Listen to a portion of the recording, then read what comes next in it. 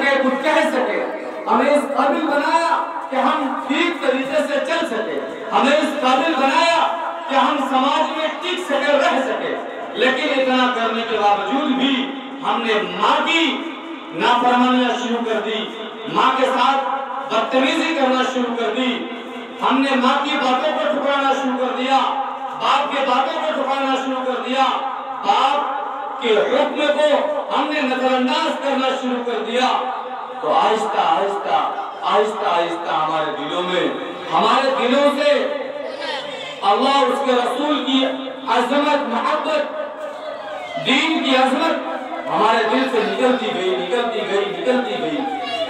कुरान की मोहब्बत, कुरान का एहतराम, दीन इस्लाम का एहतराम हमारे दिलों से निकलता गया। और नतीजा यहाँ तक पहुंचा, एक बाप ने, एक माँ ने अपने बेटे से जब कहा, बेटा अजान हो गई है, नमाज पढ़ ले। उनकी आदत थी, बाप और माँ की बातों को ठुकराने की, बात न मानने की आदत थी। उसी आदत की बुनियाद पर, जबकि ये आदत जर्रा जर्रा जर्रा होते होते इतनी मजबूत आदत होती गई, इतनी दिलेरी होती गई कि जब उनकी माँ ने, उनके बाप ने कहा बेटा नमाज पढ़ ले, तो उन्होंने साफ साफ नमाज पढ़ने से इनकार कर दिया, कहा नमाज नहीं पढ़ी। नाफरमानी की बुनियाद पर, हुक्म हुजूरी की बुनियाद पर, दिल में वालिदैन की आज़मत के न होने की बुनियाद पे और हकीकत में दीनी तालीम न होने की बुनियाद पर नमाज का बरमला साफ तौर पर इनकार कर दिया। नतीजा इर्तिदाद तक आ पहुंचा।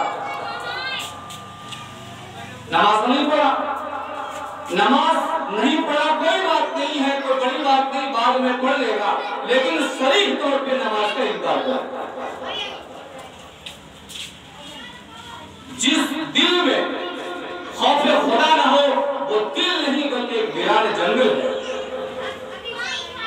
जिस दिल में अल्लाह की आज़मत ना हो, अल्लाह की बड़ाई ना हो, अल्लाह की किबरियाई ना हो, अल्लाह की शान ना हो, जिस दिल में अल्लाह के रसूल की मोहब्बत ना हो, अकीदत ना हो, उल्फत ना हो, इश्क ना हो, वो दिल नहीं है, वो जिंदगी नहीं है, बल्कि वो मौत से भी बदतर जिंदगी है, जिस दिल में इश्क नबी ना हो और खशियत इलाही ना हो। तो हमारे दिलों में खशियत इलाही, दीन से मोहब्बत, हुब्ब रसूल कैसे पैदा हो? हमारी औलाद हमारी बात कैसे माने? हमारी औलाद सिराते मुस्तकीम पर कैसे गामजन हो? हमारी औलाद इर्तिदाद से बची रहे, हमारी औलाद कुरान के लिए, कुरान पर मर मिटने वाली हो, हमारी औलाद नमाज की पाबंद हो, हमारी औलाद के दिलों में दीन की सच्ची और पक्की मोहब्बत हो, उसके लिए दीनी तालीम का हासिल करना बहुत जरूरी है। इसीलिए अल्लाह के रसूल सरकार दो आलम सल्लल्लाहु अलैहि वसल्लम ने इरशाद फरमाया, तलबुल इल्म फरीज़तुन अला कुल्लि मुस्लिम। इल्म का हासिल करना, वो इल्म जिस इल्म के जरिए हमें अल्लाह की मारिफत हासिल हो, क़ुर्बत नबी हासिल हो, मोहब्बत नबी हासिल हो, दीन का रास्ता मालूम हो, दीन की हकीकत मालूम हो, उस इल्म का हासिल करना हर मुसलमान मर्द औरत पर फर्ज है। हमारी पूरी की पूरी जिंदगी इबादत कैसे बन जाए? अल्लाह रब्बुल इज्जत ने अपने कुरान करीम में इरशाद फरमाया, वमा खलक़तुल जिन्न वल इंसा इल्ला लियअबुदून, कि हमने इंसान और जिन्नात को महज अपनी इबादत के लिए पैदा किया। वो इबादत, हमारी पूरी की पूरी जिंदगी इबादत कैसे बन जाए? हमारा उठना इबादत, हमारा चलना इबादत, हमारा बोलना इबादत, हमारा समाज में रहना इबादत कैसे बन जाए? इसके लिए अल्लाह के रसूल सरकार दो आलम सल्लल्लाहु अलैहि वसल्लम की 63 साल जिंदगी आने वाली नस्लों के लिए लाखों अंबिया कराम इस दुनिया में तशरीफ लाए, लेकिन आखिर में खातमुन नबीयीन सरकार दो आलम सल्लल्लाहु अलैहि वसल्लम की तशरीफ आवी हुई। वो इस वजह से हुई कि दीन इस्लाम की इब्तिदा सैयदना आदम अलैहिस्सलाम से हुई है। बहुत सारे लोग ये कहते हैं कि अभी 1400 ईस्वी चल रहा है, ये दीन इस्लाम का तुलू इसी सन 1400 साल से है, दीन इस्लाम की बुनियाद 1400 साल से है। बिल्कुल गलत बात है, हम उनकी बात की तर्दीद करते हैं। खुद अल्लाह ताला ने फरमाया अल-यौमा अकमलतु लकुम दीनकुम व अतममतु अलैकुम निअमती व रज़ीतु लकुम अल-इस्लाम दीना। कि दीन इस्लाम की इब्तिदा सैयदना आदम अलैहिस्सलाम से हुई है और दीन का मुकम्मल होना नबी पाक के जरिए हुआ है। अब दीन इस्लाम मुकम्मल है, दीन मुकम्मल है, दीन में कोई नुक्स नहीं है। उसकी शहादत और गवाही खुद मालिक कायनात रब्बे जुल जलाल ने इस दुनिया की आखिरी आसमानी किताब के जरिए दी। हम उस दीन इस्लाम के पासदार हैं, हम उस दीन इस्लाम के सिपाही हैं, हम उस दीन इस्लाम की हिफाजत करने वाले और इस दीन इस्लाम के वफादार सिपाही हैं। हमारी औलाद की जिम्मेदारी है कि जब भी जहां कहीं भी हो दीन इस्लाम की कमी कोई पेश की जा रही हो, एक मुहाफिज की हैसियत से, एक सिपाही की हैसियत से, एक वफादार की हैसियत से हम दीन इस्लाम की सच्ची और पक्की तस्वीर हम दूसरों के सामने पेश करें। दीन इस्लाम एक मुकम्मल दीन है, जिसके बारे में अल्लाह ताला ने फरमाया कि बहुत सारे अदियान, बहुत सारे मज़ाहिब इस दुनिया में मौजूद हैं, लेकिन अल्लाह ताला ने जिस दीन को, जिस मज़हब को अपने लिए पसंद किया है, उस दीन का नाम कोई और नहीं है बल्कि उस दीन का नाम दीन इस्लाम है। इन्न दीना इंदल्लाहि इस्लाम, बेशक दीन अल्लाह रब्बुल इज्जत के नजदीक पसंदीदा है, वो दीन इस्लाम है। हम दीन इस्लाम को मानने वाले हैं, हम मुसलमान हैं। हम मुसलमान होने के नाते हम पर ये जिम्मेदारी आयन होती है कि हम दीन इस्लाम में जो बातें कही गई है, जो बातें अल्लाह और उसके रसूल के जरिए पेश हुई हैं, उस बातों को हम अपने सीने से लगाएंगे तो यकीनन दीन इस्लाम भी हमें पूरी मजबूती के साथ लगाएगा। ये दीन इस्लाम को अगर हम अपनी जिंदगी में अपने सीने से लगा कर रखेंगे, यही वो दीन इस्लाम है जो जिंदगी भर अपने सीने से लगा कर रखेगा। और जब हम इस दुनिया से रुखसत हो रहे होंगे, जब हम इस दुनिया को छोड़ रहे होंगे, ये दीन इस्लाम हमें अकेला और कड़ा नहीं छोड़ेगा, बल्कि उस वक्त भी पूरी मजबूती के साथ दीन इस्लाम हमारे साथ रहेगा। और यकीनन मरने के बाद जो आखिरत की जिंदगी होगी, उस दीन इस्लाम, ये दीन इस्लाम उस आखिरत की जिंदगी में भी पूरी मजबूती के साथ हमें सहारा देगा और वो सहारा यकीनन दर्जा ब दर्जा हमें जन्नतुल फिरदौस तक पहुंचाएगा। मुहिम तहफ्फुज़ ईमान उसी सिलसिले की एक मजबूत कड़ी है कि हम खुदा न खास्ता हमारा दीन, हमारा ईमान कोई हमसे छीन ले। ये कोई मामूली दीन नहीं है, ये कोई मामूली मजहब नहीं है, ये कोई मामूली पैगाम नहीं है, एक बड़ा पैगाम है और इसके लिए एक अजीम पैगाम है, अजीम दीन है। इस अजीम दीन को हम तक पहुंचाने के लिए हमारे बुजुर्गों ने लाखों की तादाद में अपनी जानों का नजराना पेश किया, शहीद हो गए, मर गए, शहीद हो गए, अपने गर्दनों को कटा लिया, लेकिन किसी किस्म पर भी ईमान के लिए सौदा नहीं किया, ईमान से कभी बेवफाई न की, इस्लाम से कभी बेवफाई न की। आपने तारीख की किताबों से पढ़ा होगा, बुजुर्गों से सुना होगा, इब्तिदाई इस्लाम में इस्लाम कबूल करने वालों को, कलमे शहादत, कलमे तैयबा पढ़ने वालों को हैसियत से गुजारा जाता था। किताबों में आता है कि हज़रत बिलाल हबशी रज़ी अल्लाह तआला अन्हु वो दीन इस्लाम के सच्चे आशिक, इस्लाम पर मरने वाले, जब उन्होंने दीन इस्लाम को अपनी शहादत के जरिए अपने सीनों में महफूज कर लिया, अपने दिलों में महफूज कर लिया, तो ये वो दीन इस्लाम है। अल इस्लाम यालू व यूला, ये वो इस्लाम है कि इसका जादू सर चढ़कर बोलता है।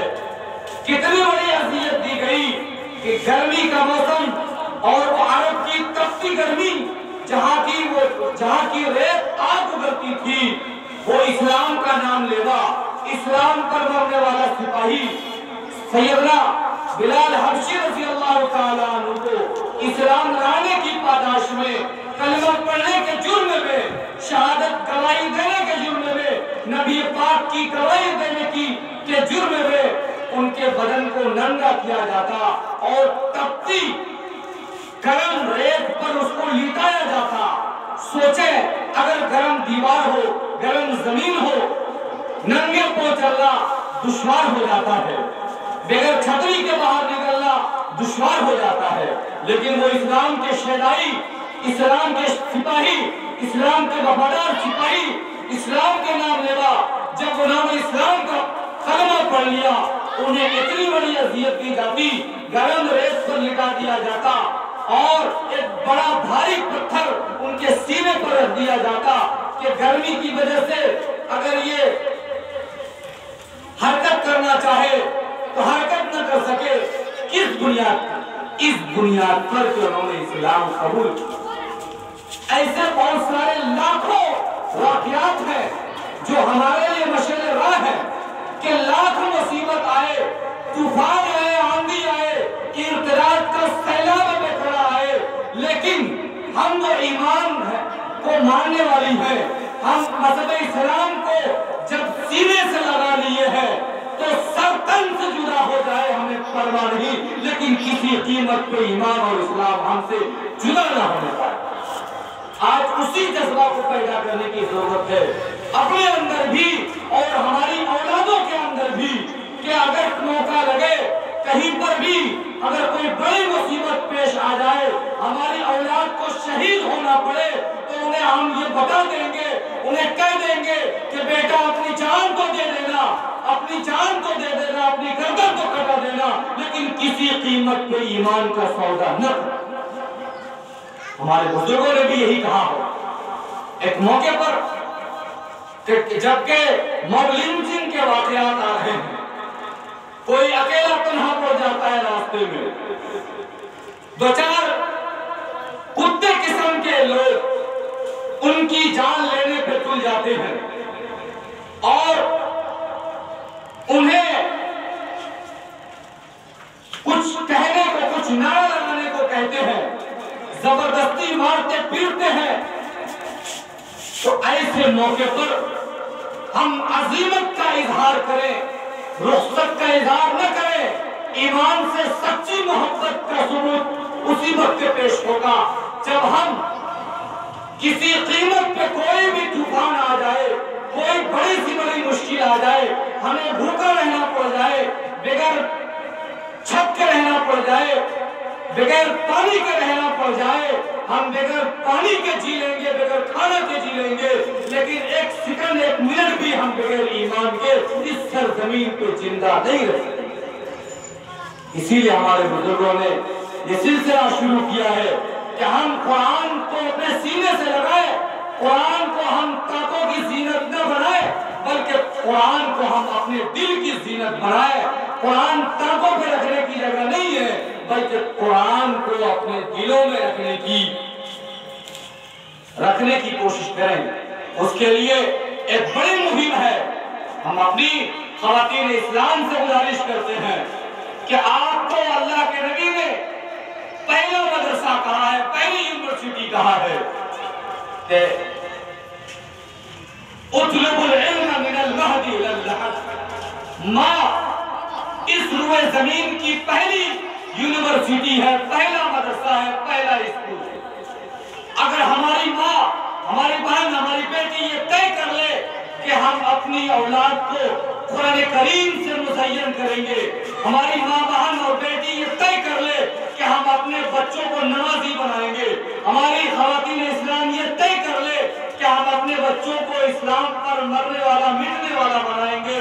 तो ये मिसाल मशहूर है, ये मिसाल ही नहीं बल्कि हकीकत है कि हर कामयाब आदमी के पीछे, हर कामयाब बच्चे के पीछे, हर कामयाब शख्स के पीछे एक औरत का हाथ होता है। आज के जलसे ताक़ुत ईमान को ये पैगाम दिया जा रहा है।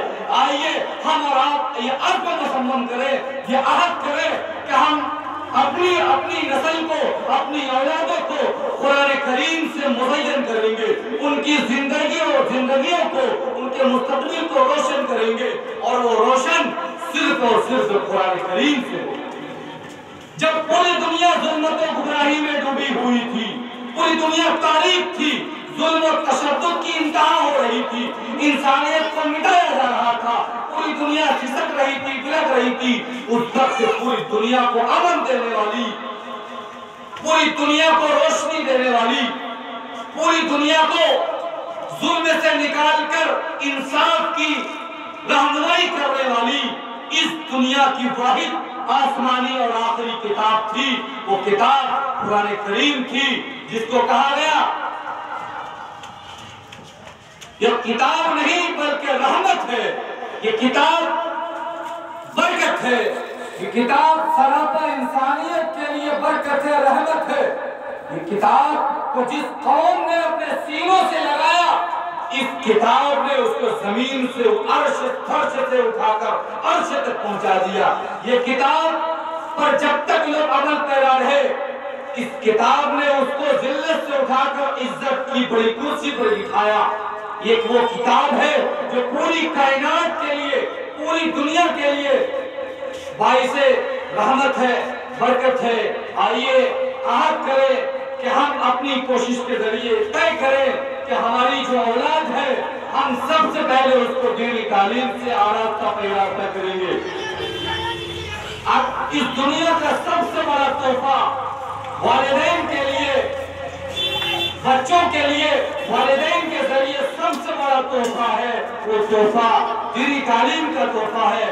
अगर आप अपने बच्चों के मुस्तकबिल को बेहतर बना सकते हैं, आप अपने बच्चों को कामयाब देखना चाहते हैं, तो आप उसे कुरान से मुज़य्यन करिए, कुरान से अपनी बच्चियों की जिंदगी को संवारिए।